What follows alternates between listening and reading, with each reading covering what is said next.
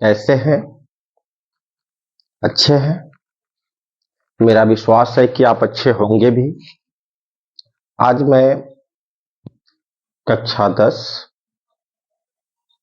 के चैप्टर 6 जो त्रिभुज है उससे पर मैं 6.1 लेकर के आया हूं, जो एनसीईआरटी की बुक से ली गई है।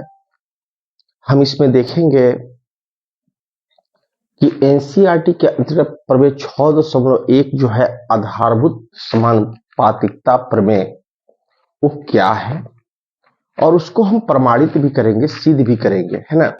तो आइए चलिए देखते हैं। अगर ये वीडियो आपको अच्छा लगे तो प्लीज लाइक एंड सब्सक्राइब कीजिएगा और अपने दोस्तों के पास शेयर जरूर कीजिएगा।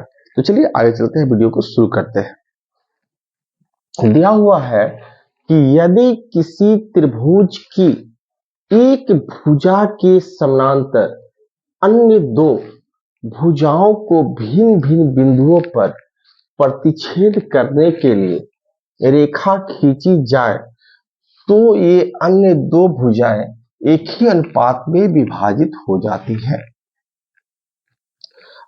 मान के चलिए ये हमारा त्रिभुज है, ये हमारा त्रिभुज है जिसका नाम है ए बी और सी। तो मान के चलिए कि हम बीसी के समानांतर एक रेखा खींच रहे हैं जो त्रिभुज के अन्य दो भुजाओं को डी और ई पर क्या कर रही है, काट रही है। तो हमें सिद्ध करना है, क्या करना है, सिद्ध करना है। हमें सिद्ध करना है कि क्या सिद्ध करना है, ए डी बटा डी बी बराबर ए ई बटा ई सी। तो इसके लिए हम कुछ रचना भी करेंगे। क्या करेंगे, रचना करेंगे। रचना में हम क्या करेंगे, बी से ई को मिलाएंगे, बी से ई को मिलाएंगे, बी से ई को तथा डी से सी को मिलाएंगे, सी से डी को मिलाया, डी को मिलाया। उसके बाद डी से AC पर एक लंब खींचेंगे जो हो जाएगा हमारा DM, DM लंब AC खींचेंगे। फिर DM लंब AC तथा फिर इस से एक लंब खींचेंगे EN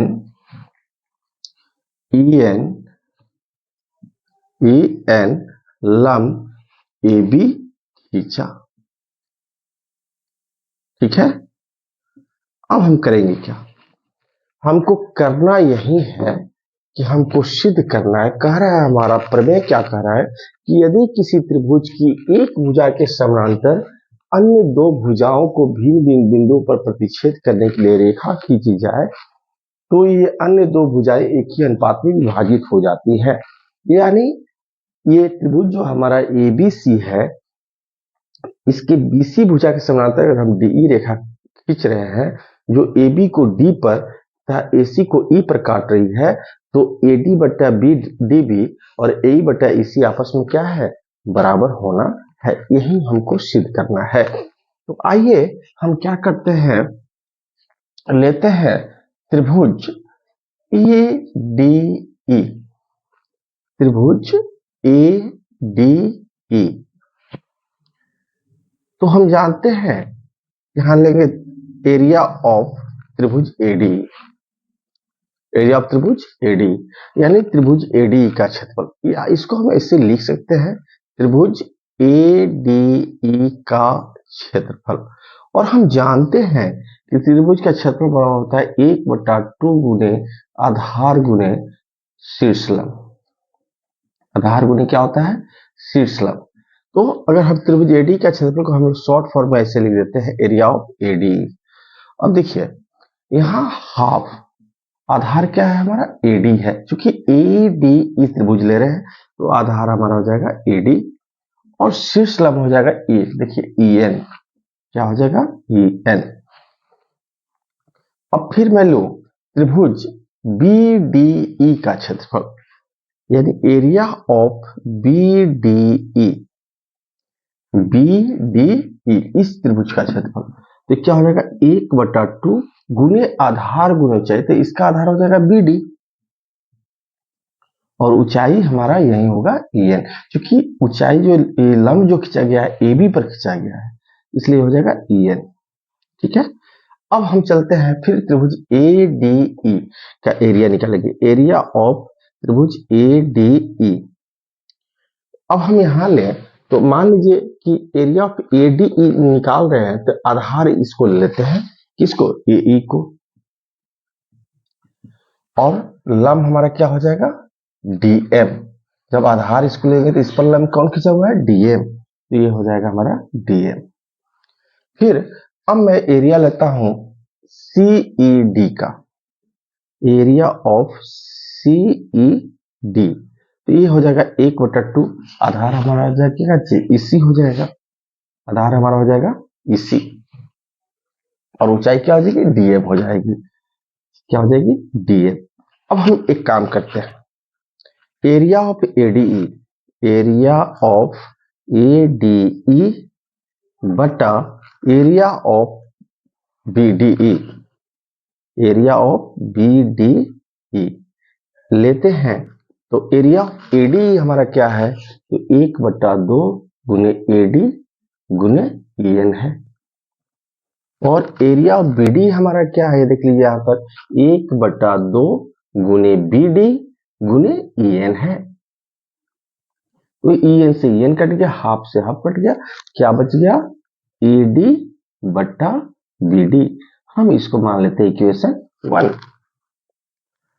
अब हम दूसरा काम क्या करेंगे, फिर area of ADE, area of त्रिभुज ADE, त्रिभुज ADE का क्षेत्रफल बटा त्रिभुज CED का क्षेत्रफल, CED। तो देखिए ADE का क्षेत्रफल क्या दिया हुआ है, यहां देखिए 1/2 गुने AE गुने DM, और CED का क्षेत्रफल देख लीजिए दिया हुआ है 1/2 गुने EC गुने DM, तो DM से DM कट गया, इससे ये कट गया, तो क्या बचा हमारा AE बटा EC, ये हमारा इक्वेशन 2 हो गया। अब एक चीज देखिए, ये जो त्रिभुज है BDE और CDE, देखिए ये जो त्रिभुज है हमारा BDE ये वाला त्रिभुज और CED ये वाला त्रिभुज CED, ये दोनों का आधार, इस त्रिभुज का भी आधार DE है और इस त्रिभुज का भी आधार DE है, और दोनों एक ही समानांतर रेखा DE और BC के बीच में स्थित है, तो हम लिखेंगे त्रिभुज BDE और त्रिभुज CED का आधार DE है, और दोनों एक ही समानांतर रेखा, एक ही समांतर रेखा DE और BC के बीच स्थित है, कहां स्थित है, बीच स्थित है, ठीक है, बीच स्थित है। तो हम जानते हैं कि जब दो त्रिभुज का आधार एक ही हो और दोनों एक ही समानांतर रेखा के बीच स्थित हो, तो उनका क्षेत्रफल में वे आपस में क्या होते हैं, बराबर होते हैं, तो वे क्षेत्रफल में आपस में क्या होते हैं, बराबर होते हैं। तब यहां लिख देंगे एरिया ऑफ, इसलिए एरिया ऑफ BDE यानी त्रिभुज BDE का क्षेत्रफल बराबर एरिया ऑफ त्रिभुज CED का, एरिया ऑफ त्रिभुज CED यानी त्रिभुज CED का क्षेत्रफल, इसको हम मान लेते हैं 3 नंबर, क्या मान लेते हैं, 3 नंबर। अब यहां लिखेंगे 1, 2 और 3 से, 1, 2 और 3 से, 1, 2 और 3 से। तो 1 नंबर में देखिए क्या लिखा हुआ है यहाँ पर, area of ADE, area of ADE बटा एरिया ऑफ BD लिखा हुआ है, एरिया ऑफ BDE। और दूसरे में क्या है, area of ADE, area of ADE। अब जो है यहाँ एरिया ऑफ CD लिखा है, देख लीजिए CD किसके बराबर है, BDE के बराबर है, तो हम CD जब क्या लिख देंगे, एरिया ऑफ BDE लिख देंगे। अब देखिए एरिया ऑफ AD बटा एरिया ऑफ BD का मान क्या है, AD बटा